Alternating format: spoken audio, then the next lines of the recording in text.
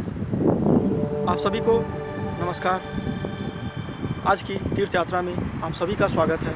महाशिवरात्रि 1 मार्च को मनाई जा रही है। इस अवसर पे भक्त 1 महीने से व्रत रहते हैं और सुंदर और मनमोहक कांवर का निर्माण करते हैं। फिर शुरू होती है उनकी तीर्थ यात्रा और 1 हफ्ते पहले से ही भक्त यहाँ आना शुरू कर देते हैं। जैसे ही भक्त गंगा तालाब के रास्ते में मुड़ते हैं, उन्हें दूर से ही भगवान शिव की 108 फुट की मूर्ति और माता आदिशक्ति की 33 फुट की मूर्ति दिखाई देती है। तो चलिए शुरू करते हैं।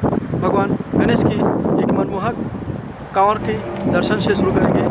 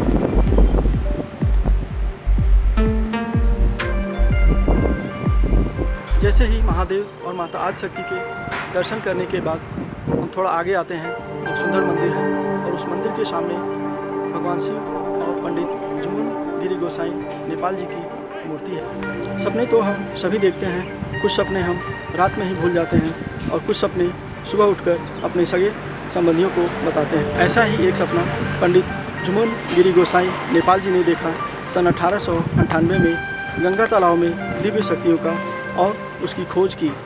पंडित जुमुन गिरी गोसाई नेपाल जी की मूर्ति भगवान शिव की मूर्ति के बगल में स्थापित है।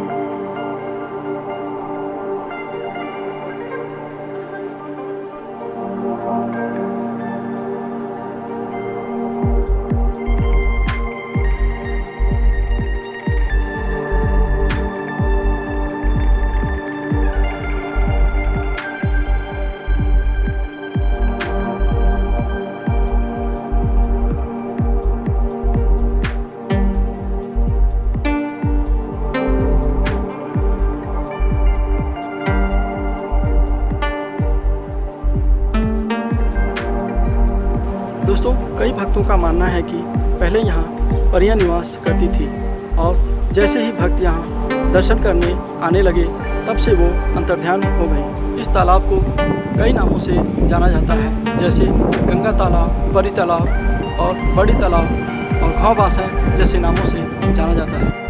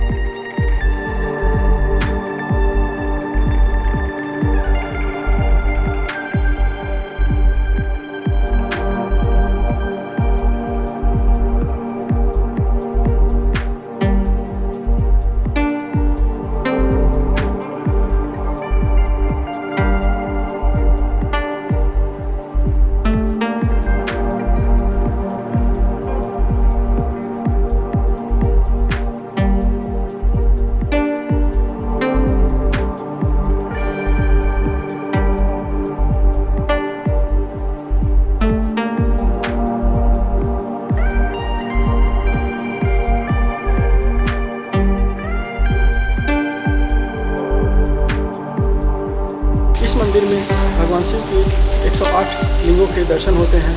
और यहीं से थोड़ी दूर पे है गौ माता, और गौ माता के बगल में है भगवान शनिदेव की मूर्ति, और उनकी मूर्ति के बगल में एक हनुमान मंदिर है। यहाँ दर्शन करने के बाद हम पर्वत पे चलेंगे और पर्वत पे हनुमान जी के दर्शन करेंगे।